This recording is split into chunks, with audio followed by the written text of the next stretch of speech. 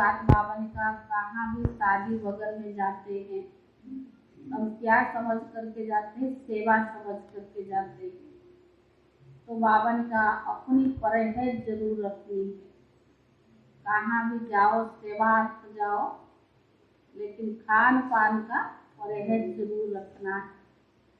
परहेज में रहकर फिर वहाँ सेवा करो, तो आप इतना सेवा आपकी जो नियम मर्यादा को देखकर उनको भी आश्चर्य लगने लगे कि किसका महावाक्य सुनते हैं, कौन इनको ज्ञान दे रहा है। तो बाबा ने कहा हर कदम में श्रीमत पर चलते चलो और बाबा की फरमान को मानते चलो। और जहाँ भी सेवा आपसे, बाबा ने किस चीज के लिए मना नहीं किया, लेकिन बाबा ने कहा खान पान का जरूर परहेज रखो। सारे मीठे बच्चे बाप स्वर्ग का फाउंडेशन लगा रहे हैं, तुम बच्चे मददगार बन अपना हिस्सा जमा कर लो।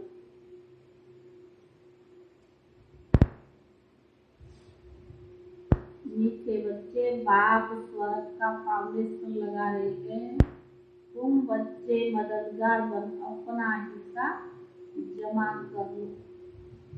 ईश्वरीय मत पर चल श्रेष्ठ प्रारब्ध बनाओ। ईश्वरीय मत पर चल श्रेष्ठ प्रारब्ध बनाओ। प्रश्न है, बाप दादा को किन बच्चों की सदा तलाश रहती है? बाप दादा को किन बच्चों की सदा तलाश रहती है? जो बाप की मददगार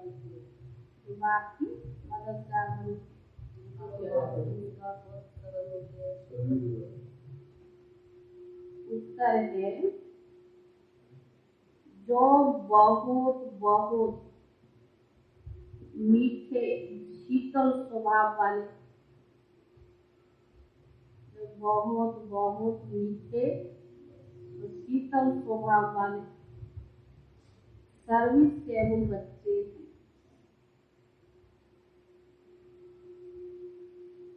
ऐसे बच्चों के बाप की तलाश रहती है। ऐसे बच्चों की बाप की बहुत तलाश रहती है, बाप को बहुत तलाश रहती है। सर्विसेबल बच्चे ही बाप का नाम वाला करेंगे।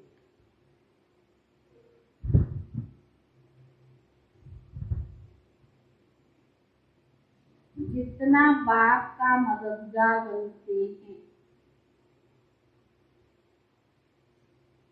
आज्ञाकारी वफादार है,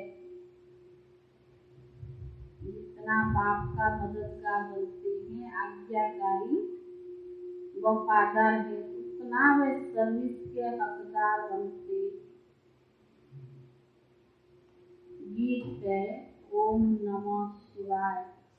गीत क्या था? ओम का अर्थ किसने बताया? बाप ने बताया। जब बाप कहा जाता है तो उसका नाम भी जरूर चाहिए। साकार हो व निराकार हो, नाम जरूर चाहिए। और जो भी आत्माएं हैं उन पर कभी नाम नहीं पड़ता है।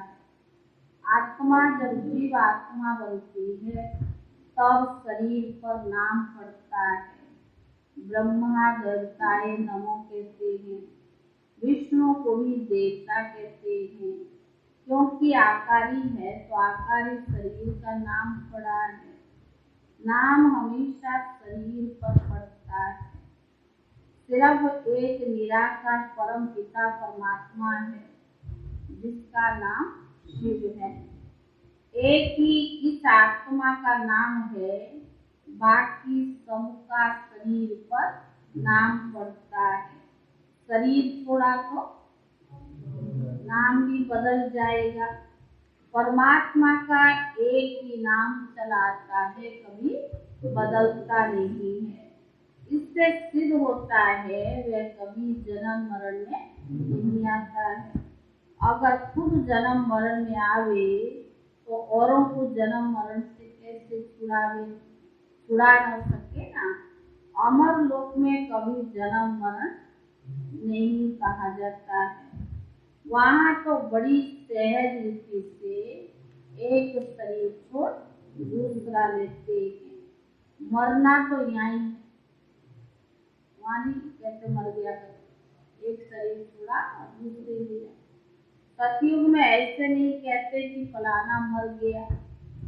मरना शब्द दुख का होता है। वहाँ तो पुराना शरीर छोड़ दूसरा ईश्वर अवस्था का शरीर ले लेते हैं और खुशियाँ मनाते हैं। पुरानी दुनिया में कितने मनुष्य हैं, यह सब खत्म होने वाला है। दिखाते यादव कौरव थे, लड़ाई में वो खत्म हो गए तो क्या पांडवों को रंज हुआ होगा? तो बाबा ने कहा नहीं, पांडवों का तो राज्य स्थापन हुआ। इस समय तुम ब्रह्मा वंशी ब्राह्मण ब्रह्मा कुमार और कुमारियां, ब्रह्मा को इतने बच्चे हैं तो जरूर प्रजापिता कहलाना। ब्रह्मा विष्णु शंकर का बाप है शिव, उनको ही भगवान कहा जाता है। इस समय तुम जानते हो कि हम ईश्वरीय कुल के हैं। हम बाबा के साथ बाबा के घर निर्वाण धाम में जाने वाले हैं। बाबा आया हुआ है, उनको साजन भी कहा जाता है, परंतु एक्यूरेट संबंध में वे बाप है, क्योंकि वर्षा सजनियों को नहीं मिलता है, वर्षा बच्चों को मिलता है। तो बाप कहना राइट है ना। बाप को भूल जाने से मनुष्य नास्तिक बने। कृष्ण के चरित्र गाए जाते हैं, परंतु कृष्ण का चरित्र कोई है नहीं। भगवान में कृष्ण के चरित्र है, भागवत में कृष्ण का चरित्र है, लेकिन चरित्र होना चाहिए शिव बाबा का, और चरित्र किसका दिया? कृष्ण। वह भी बाप टीचर सतगुरु है, इसमें चरित्र की क्या बात है? कृष्ण को भी चरित्र नहीं है, वह भी बच्चा, छोटा बच्चा है। तो बाबा ने कहा वह तो बच्चा है, जैसे छोटे बच्चे होते हैं, बच्चे हमेशा चंचल होते हैं तो सभी को प्यारे लगते हैं। कृष्ण के लिए जो दिखाते कि मटकी फूली, और ऐसा कुछ नहीं होता, सतयुग में ऐसा कुछ नहीं होता। शिव बाबा का क्या चरित्र है वह तो तुम बच्चे देखते हो।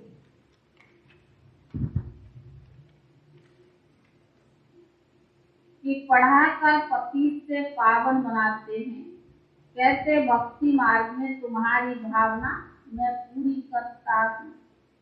बाकी यहाँ तो मैं पढ़ाता हूँ, भक्ति मार्ग में कल भी बाबा ने कहा जो जिस भावना से पूजा करता हूँ उसकी पूरा करता हूँ, पर संगम युग पर तुम बच्चों को पढ़ाता हूँ।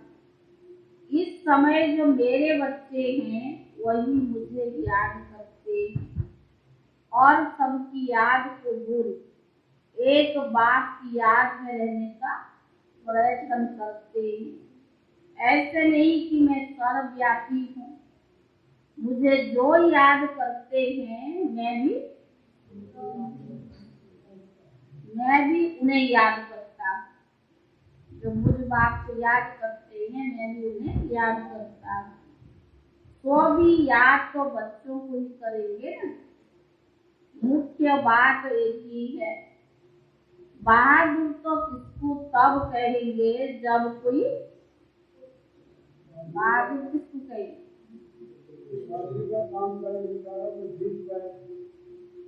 तो बाबा ने कहा जब कोई बड़े आदमी को समझा उठाकर दिखाओ। सारा मदार गीता पर है। गीता निराकार परम पिता परमात्मा की गाई हुई है, ना कि मनुष्य की। भगवान को रुद्र भी कहा जाता है, और कृष्ण को रुद्र नहीं कहेंगे। रुद्र ज्ञान यज्ञ से ही विनाश ज्वाला निकली है। कई लोग परमात्मा को मालिक कहकर भी याद करते हैं, कहते उस मालिक का नाम नहीं है। कई लोग परमात्मा को मालिक कहते और उसका नाम नहीं है। अच्छा भला वो मालिक कहाँ का है? क्या वो विश्व का, क्या वो सारी सृष्टि का मालिक है? परम पिता परमात्मा सृष्टि का मालिक नहीं बनता है।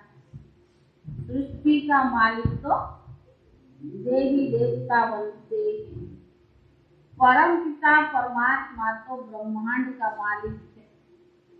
ब्रह्म सत्य बाप का घर है, हम बच्चों का भी घर है। ब्रह्मांड है बाप का घर, जहाँ आत्माएं अंडे विसन दिखाते हैं। ऐसी कोई है नहीं। हम आत्माएं ज्योतिर्बिंदु है, वहाँ हम निवास करते हैं। फिर ब्रह्मांड से हम नीचे उतरते हैं पाठ बजाने के लिए। हम एक दो के पिछाड़ी आते रहते हैं। झाड़ धीरे धीरे बुद्धि को बांटता रहता है। बाबा है बीज रूप, फाउंडेशन। देवी देवताओं को कहे या ब्राह्मण? बीज है बाप।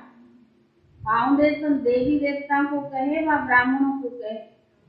ब्राह्मण तो बीज डालते, ब्राह्मण ही देवतावन राज्य करते। अब हमारे द्वारा शिव बाबा फाउंडेशन लगा रहे। कौन कह रहा? ब्रह्मा बाबा। शिव बाबा ब्रह्मा बाबा द्वारा फाउंडेशन लगा रहे। बीटीजम अर्थात स्वर्ग का फाउंडेशन लगा रहे हैं। जितना जो मददगार बनेंगे उतना संगम ऊपर, जितना जो बाप के मददगार बनेंगे उतना अपना हिस्सा ले। नहीं तो सूर्यवंशी कैसे बने? अभी तुम ऊंचा प्रारब्ध बना रहे हो। हर एक मनुष्य पुरुषार्थ से प्रारब्ध बनाते रहते हैं। प्रारब्ध बनाने के लिए अच्छा काम किया जाता है ना, दान पुण्य करना, धर्मशाला आदि बनाना, सब ईश्वर अर्थ करते हैं कि उनको फल देने वाला वैश्य बाबा है। तुम अब श्रीमत पर पुरुषार्थ कर रहे हो। बाकी सारी दुनिया मनुष्य मत पर पुरुषार्थ कर रही है, तो भी आसुरी मत है। ईश्वरीय मत के बाद है देवी मत, फिर हो जाती है ईश्वरीय मत संगम युग, देवी मत है सतयुग में, फिर हो जाता है आसुरी मत। अब बच्चों को ईश्वरीय मत मिलती है। बाबा मम्मा भी उनकी मत से ही श्रेष्ठ बनती है। ईश्वरीय मत से श्रीमत है, उससे श्रेष्ठ बनती है। कोई मनुष्य देवता जैसे श्रेष्ठ हो ही नहीं सकते। देवताओं को श्रेष्ठ बनाने वाला कौन है? यहाँ तो कोई श्रेष्ठ है नहीं, श्री श्री है ही एक। वही सबसे ऊंचा बाप टीचर और सतगुरु भी है। वही फिर श्री लक्ष्मी नारायण बनाते हैं। भले राम को भी कहते श्री सीता, श्री राम, परंतु उनके पिछाड़ी एक हो जाते हैं क्षत्रिय चंद्रवंशी। वह लक्ष्मी नारायण को 16 कला संपूर्ण सूर्यवंशी देवता कुल का, राम सीता 14 कला वाले हैं चंद्रवंशी का। 2 कला कम हुई ना, सूर्यवंशी वाले हैं 16 कला और चंद्रवंशी वाले हैं 14 कला। तो होना भी जरूर है। मनुष्य ये नहीं जानते कि सृष्टि 2 कला, सृष्टि की गिरती कला भी होती है। संगम पर चढ़ते हैं, डिग्री ले लेते हैं। सतयुग में भले कुछ कमी नहीं होगा, कानून का खजाना होगी, सुख शांति सब कुछ होगा, अकाले मृत्यु नहीं होगी, लेकिन बाबा तो साथ नहीं होगा ना, तो उस समय हमारा डिग्री कम होता जाता। वो गोल्डन एज, संगम युग डायमंड एज है।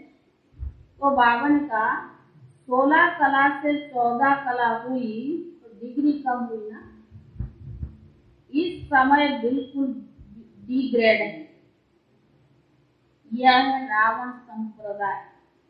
रावण संप्रदाय है ना, रावण मत को कहा जाता है, आसुरी मत।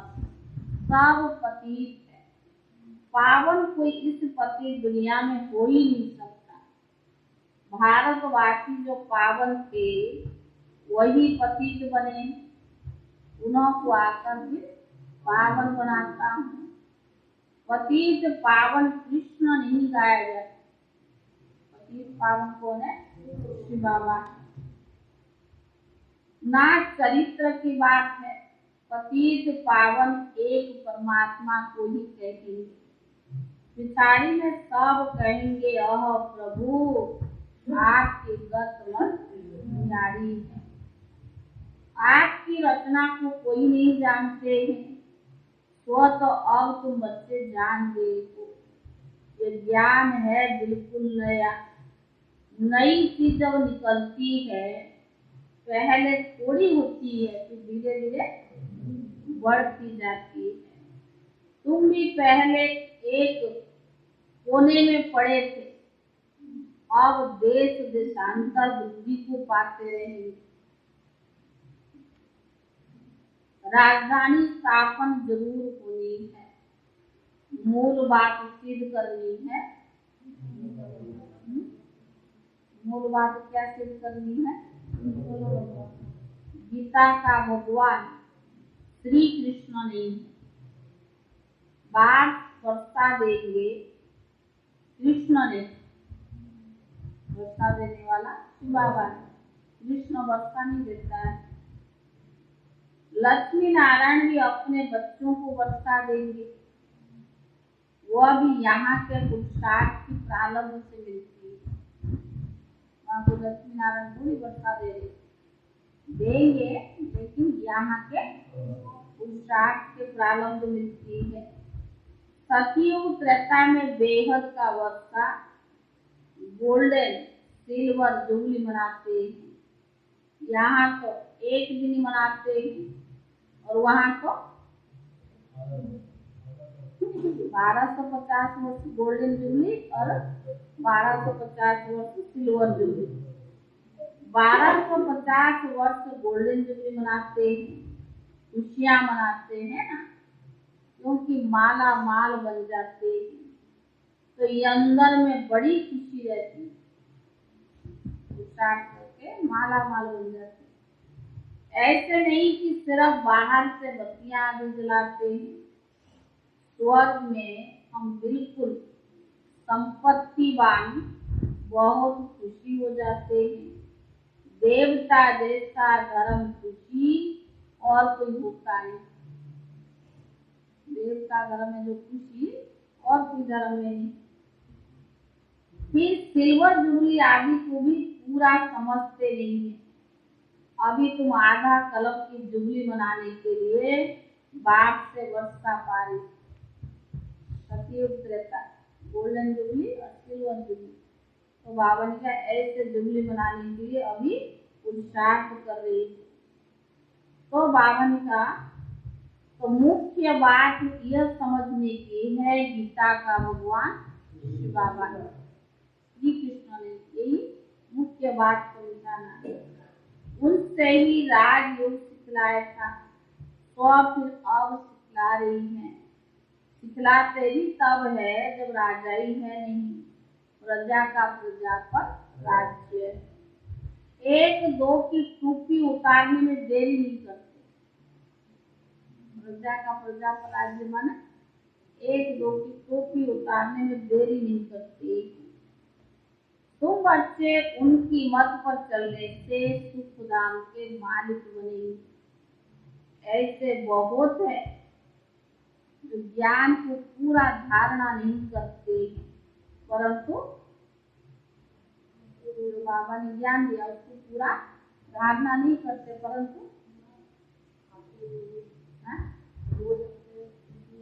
परंतु सेंटर पर आते रहते हैं।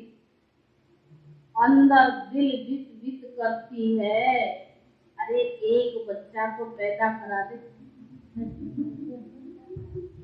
माया की टेम्पटेशन होती है कि शादी कर एक बच्चे पैदा कर सुख ले। अरे गारंटी थोड़ी है ये बच्चा ही तुमको सुख देगा। तो बाबा ने कहा 2-4 वर्ष में बच्चा मर गया तो और ही दुखी हो पड़े। आज साधमाना करते हैं और कल चिंता पर चढ़ते हैं, रोना टूटना भी पड़ता है, क्योंकि यह है ही उदाहरण। देखो खाना भी कैसा खाते, बाप समझाते बच्चे ऐसी आशाएं नहीं रखो। माया बड़ा तूफान में ले आई, झट विकार में गिरा देगी, फिर आने में भी लज्जा आएगी। सब कहेंगे फूल कलंकित किया तो भगवान के बनकर, अगर उसका फूल का कलंकित किया तो वर्षा क्या लेंगे। बाबा मम्मा कहते हो तो ब्रह्मा कुमार कुमारियां आपस में हो गए भाई बहन। फिर अगर विकार में गिरे तो भाई बहन कहकर अगर विकार में गिरे तो गिर पड़े तो बिल्कुल ऐसे फूल कलंकित कर और ही 100 गुना कड़ी सजा खाएंगे और पद भी भ्रष्ट हो जाएगा। कोई तो विकार में जाते हैं बतलाते भी नहीं है, बहुत दंड के भागी बन पड़ते। कोई तो विकार में जाते बताते नहीं। धर्मराज बाबा किसी को छोड़ता नहीं, बताओ या ना बताओ। धर्मराज बाबा किसको छोड़ता नहीं है। वो लोग तो सजा खाते जेल में भोगते ही, लेकिन यहाँ वालों के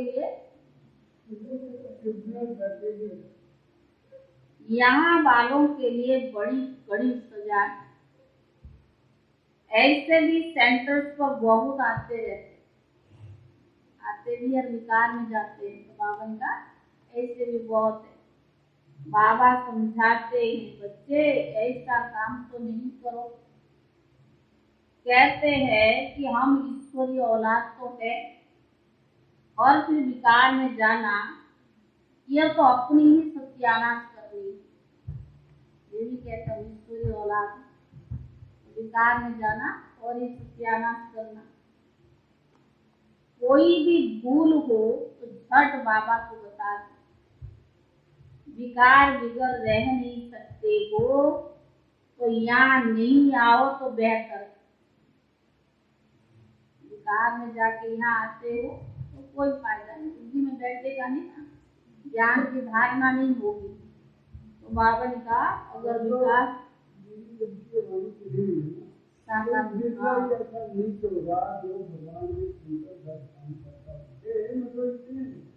उस समय इतना। तो बाबा ने कहा बिगड़ रह नहीं सकते हो तो यहाँ नहीं आना बेहतर है, नहीं तो और ही वायुमंडल भी खराब हो जाता है। तुम्हारे बीच में कोई बगुला व अशुद्ध खाने वाला बैठा है तो कितना खराब लगेगा। बाबा ने कहा खाना की भी तो परहेज चाहिए ना। बाप कहते ऐसों को ले आने वाले पर भी बहुत दुख हो जाता है। भोजन भी बाहर का खाते, इधर उधर उल्टा सीधा, तो विकार में भी जाते हैं। तो ऐसों को अगर मधुबन जाते हैं झूठ मूठ बोल के, ले जाने पर और जाने वाले दोनों के ऊपर दोष चढ़ता है। दुनिया में ऐसे तो सत्संग बहुत है, जाकर वहां तुम भक्ति कर।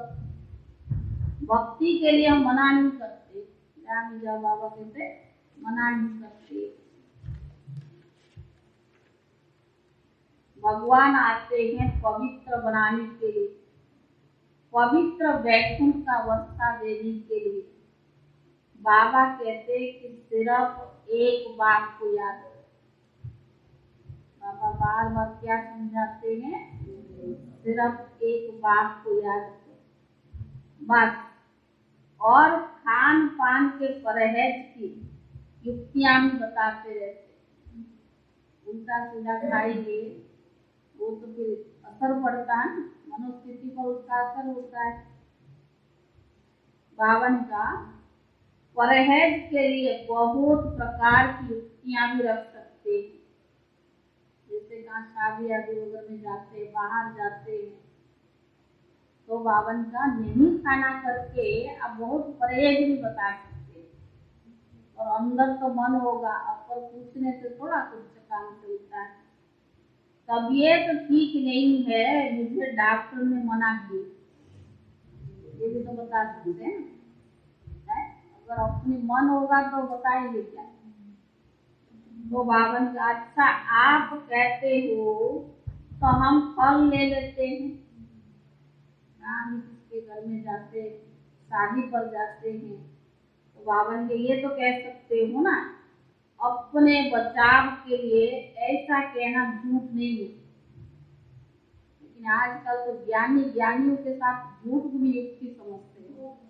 तो वो झूठा बोलेंगे। दुनिया के लिए बाबा ने गृहस्थी के लिए, संबंध संपर्क वालों की युक्ति से चलने के लिए ये अपनाओ।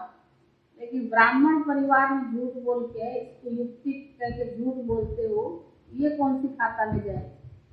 बाबा तो बहुत अच्छी समझानी सावधानी देता है, लेकिन कर्मों का खाता किस किस हिसाब से बनता है ये खुद हम समझ सकते हैं। बाबा मना नहीं करते। ऐसे बच्चों की तलाश में बाबा है जो बिल्कुल मीठे हो, कोई पुराना स्वभाव नहीं होना चाहिए, सर्विसेबल, वफादार, फरमान बरदार। कौन सा बच्चा चाहिए बाबा को? जिनकी बाबा तलाश करता है। बिल्कुल मीठे को, कोई पुराना स्वभाव संस्कार नहीं होना चाहिए, सर्विसेबल, वफादार, फरमान बरदार। अच्छा मीठे मीठे सिखिलेरे बच्चों प्रति माता पिता बाप दादा का याद प्यार और मौनी रूहानी बाप की, रूहानी बच्चों को नमस्ते। रूहानी बच्चों की तरफ से रूहानी बाप दादा को याद प्यार और धारणा के लिए मुख्य स्थान। पहला है इस मायावी दुनिया में हर बात में दुख है। इस मायावी दुनिया में हर बात में दुख है, इसीलिए इस पुरानी दुनिया में कोई भी आस नहीं रखनी है। इस मायावी दुनिया में हर बात में दुख है। बाबा ने कहा था कौन सी आस बताया था? ये कौन सा बच्चे कौन सी आस रखते? एक बच्चा हो जाए और उसका सुख ले ले, बाबा का कोई दिक्कत है कि आपको सुख ही देगा? तो बाबा ने कहा दुनिया में कोई भी आस नहीं रखनी है, भले माया के तूफान आए, लेकिन कभी भी कुल कलंकित नहीं बनना है।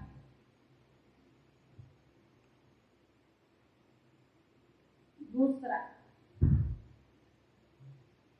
खान पान की बहुत परहेज रखनी है। खान पान की बहुत परहेज रखनी है। पार्टी आदि में जाते बहुत युक्ति से चलना है। पार्टी आदि में जाते हो तो बहुत युक्ति से चलना है। बताए ना बाबा ने क्या क्या युक्ति अपनाना। वरदान है, बुराई में भी बुराई को न देती, अच्छाई का पाठ पढ़ने वाले अनुभवी मूर्त भव। वरदान है, बुराई में भी बुराई को ना दे, अच्छाई का पाठ पढ़ने वाले अनुभवी मूर्त भव।